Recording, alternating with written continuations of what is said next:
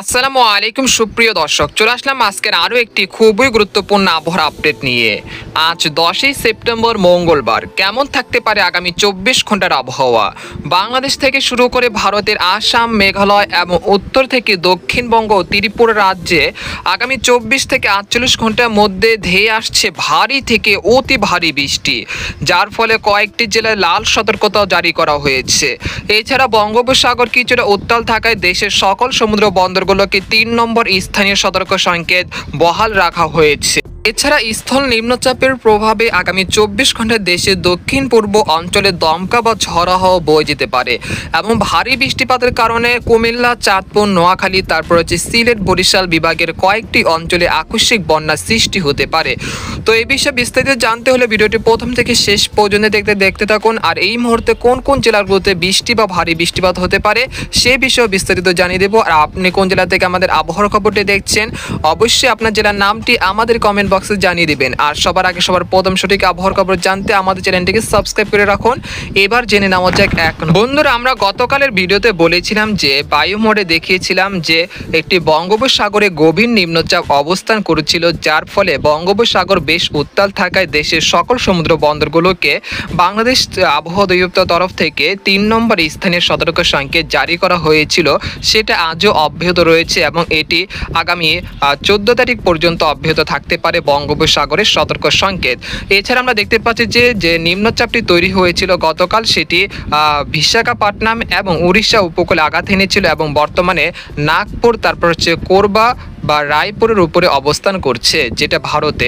আর এখানে আমরা দেখতে পাচ্ছি যে আরেকটি নিম্নচাপ যেটি মায়ানমারের উপকূলে বা মায়ানমারের ভূখণ্ডে অবস্থান করছে। আর এইটি হলো ঘূর্ণিঝড় ইয়াগি, যেটি গত সপ্তাহে কিন্তু আঘাত এনেছিল চীনের দক্ষিণ চীনে এবং সেই ঘূর্ণিঝড় বা সেটি এখন বর্তমানে নিম্নচাপ আকারে বাংলাদেশের দিকে ক্রমান্বয়ে এগিয়ে আসছে।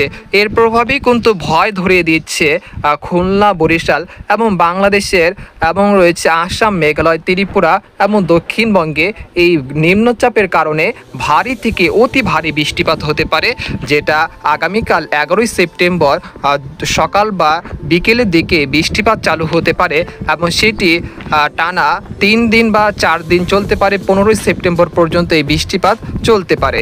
আমরা দেখতে পাচ্ছি যে 11ই সেপ্টেম্বর সেটি বাংলাদেশের অভ্যন্তরে প্রবেশ করতে যাচ্ছে। আমরা দেখতে পাচ্ছি যে 11ই সেপ্টেম্বর সেটি খুব কাছাকাছি এসে পড়েছে, অর্থাৎ ত্রিপুরা রাজ্যের আমবাসা, উদয়পুর, তারপর রয়েছে আগরতলা এবং বাংলাদেশের চট্টগ্রাম, তারপর হচ্ছে ফটিকছড়ি, খাগড়াছড়ি, মানিকছড়ি, তারপর কক্সবাজার, ঝাকুরিয়া, তারপর রয়েছে খানচি, এই অঞ্চলগুলোতে বৃষ্টি বা ভারী বৃষ্টিপাত চালু হতে পারে আগামীকাল 11ই সেপ্টেম্বর বিকেল বা রাতের দিকে। আমরা দেখতে পাচ্ছি যে 12ই সেপ্টেম্বর সেটি বাংলাদেশের পুরো বাংলাদেশে কিন্তু ঢুকে গিয়েছে।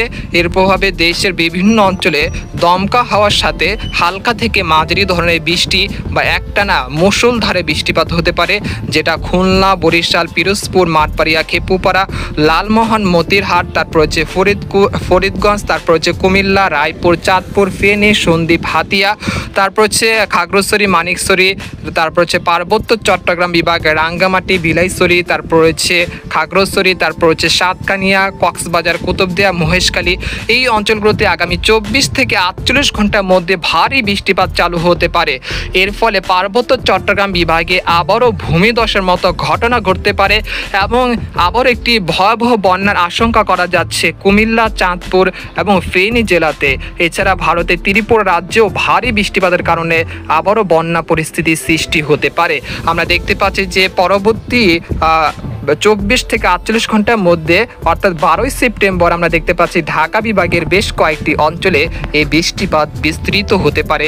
এরপর 13ই সেপ্টেম্বর শুক্রবার সেটি আমরা দেখতে পাচ্ছি রাজশাহী বিভাগে অবস্থান করছে সেই নিম্নচাপটি।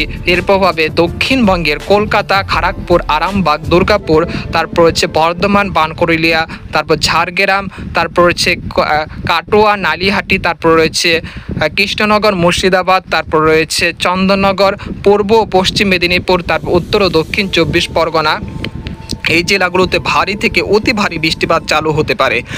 এছাড়া উত্তরবঙ্গে রয়েছে আলিপুরদুয়ার, কোচবিহার, জলপাইগুড়ি, শিলিগুড়ি এই অঞ্চলগুলোতে শুক্রবার 13 সেপ্টেম্বর ভারী থেকে অতি ভারী বৃষ্টিপাত হতে পারে এবং ঢাকা, তারপর হচ্ছে খুলনা, বরিশাল, চট্টগ্রাম বিভাগ এবং রয়েছে ভারতের ত্রিপুরা রাজ্যের উদয়পুর, আমবাসা, তারপর রয়েছে আসাম, মেঘালয় এই অঞ্চলগুলোতে বিক্ষিপ্ত আকারে ভারী বৃষ্টিপাত হতে পারে 13 সেপ্টেম্বর শুক্রবার।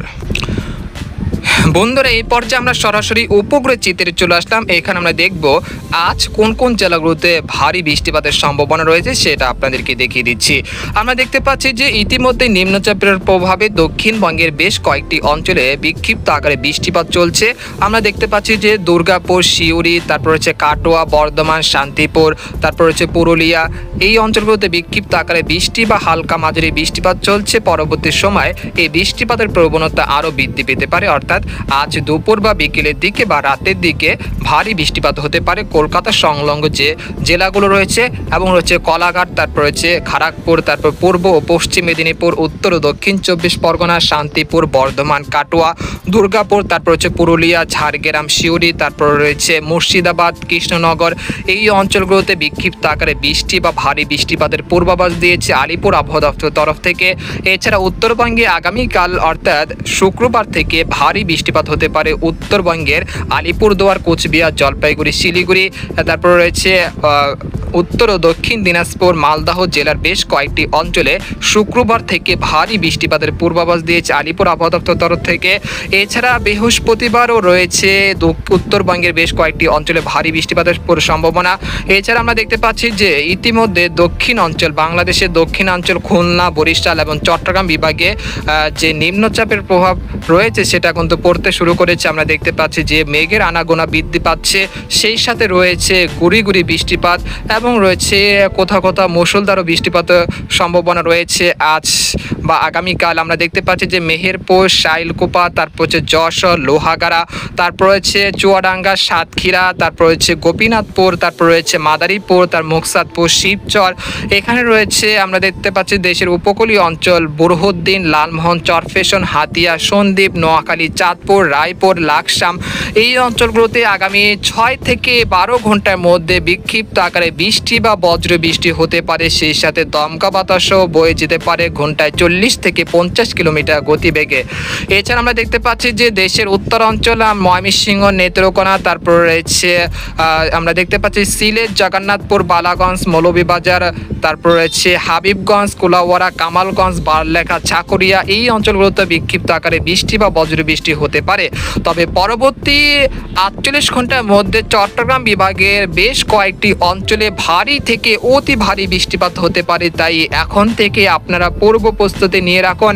যাদের জমিতে রোদের কাজ রয়েছে আপনারা অতি শীঘ্রই এই কাজগুলো সেরে ফেলুন, কারণ হলো আজই সময় রয়েছে এবং আগামীকাল থেকে বৃষ্টিপাত চালু হতে পারে, যেটা 3 থেকে 4 দিন পর্যন্ত থাকতে পারে। তো আমরা দেখতে পাচ্ছি যে সবচেয়ে বেশি বৃষ্টিপাতের সম্ভাবনা থাকছে চট্টগ্রাম বিভাগে এবং তারপরে রয়েছে বরিশাল, তারপর রয়েছে খুলনা, তারপর হচ্ছে সিলেট বিভাগে এবং হালকা মাঝারি বৃষ্টিপাত থাকতে পারে আগামী 4 দিনে ঢাকা, ময়মনসিংহ, রংপুর বিভাগের বেশ কয়েকটি অঞ্চলে হালকা থেকে মাঝারি ধরনের বৃষ্টি বা ভারী বৃষ্টিপাত হতে পারে। তবে ভয় ধরার কারণ হলো চট্টগ্রাম বিভাগে বেশি বৃষ্টিপাতের কারণে চট্টগ্রাম বিভাগে ভূমিধসের মতো ঘটনা ঘটতে পারে, পাহাড় ধসের মতো ঘটনা ঘটতে পারে। যারা পার্বত্য অঞ্চলে রয়েছেন তারা কিছুটা সতর্কতার সাথে থাকবেন। একটানা মুষলধারে বৃষ্টিপাত হতে পারে, এর কারণে পাহাড় ধস বা ভূমিধসের মতো ঘটনা ঘটতে পারে। এছাড়া কুমিল্লা, তারপর রয়েছে ফরিদগঞ্জ, তারপর রয়েছে মতিরহাট, ফেনী এই অঞ্চলগুলোতে আকস্মিক বন্যার সৃষ্টি হতে পারে আগামী 5 দিনের মধ্যে। এরপর আপনাদেরকে দেখিয়ে দিব যে আগামী 5 দিনের সবচেয়ে বেশি বৃষ্টিপাতের সম্ভাবনা কোন কোন জেলাগুলোতে রয়েছে। আমরা দেখতে পাচ্ছি যে পরবর্তী 24 ঘন্টার মধ্যে সবচেয়ে বেশি বৃষ্টিপাত হতে পারে কক্সবাজার, নোয়াখালী, তারপর হচ্ছে কুতুবদিয়া, মহেশখালী, এখানে রয়েছে খানচি, তারপর হচ্ছে সাতকানিয়া, তারপর হচ্ছে রূপগঞ্জ, রাজস্থলী, তারপর রয়েছে বিলাইছড়ি এই অঞ্চলগুলোতে প্রায় আমরা দেখতে পাচ্ছি যে 100 থেকে 150 মিলিমিটার পর্যন্ত বৃষ্টি বা ভারী বৃষ্টিপাত হতে পারে। পরবর্তী 24 থেকে 48 ঘন্টার মধ্যে 100 থেকে 160 মিলিমিটার মিলিমিটার পর্যন্ত ভারী বৃষ্টিপাত হতে পারে। এছাড়াও রয়েছে খুলনা বিভাগের খুলনা, সাতক্ষীরা, শ্যামনগর, পিরোজপুর, তারপর হচ্ছে লোহাগাড়া, যশোর, মাদারীপুর, বরিশাল, পিরোজপুর, তারপর হচ্ছে এখানে রয়েছে মাঠবাড়িয়া, তারপর হচ্ছে পাথরঘাটা, খেপুপাড়া, মিরহাজিগঞ্জ, লালমোহন, চরফেশন, বুরহুদ্দিন, ভোলা, এখানে হচ্ছে রায়পুর, চাঁদপুর, হাজীগঞ্জ, তারপর রয়েছে কুমিল্লা, হোমনা, এখানে রয়েছে সন্দ্বীপ, হাতিয়া, তারপর রয়েছে মানিকছড়ি, দীঘিনালা, খাগড়াছড়ি। এই অঞ্চলগুলোতে বিক্ষিপ্ত আকারে বৃষ্টি বা বজ্র বৃষ্টির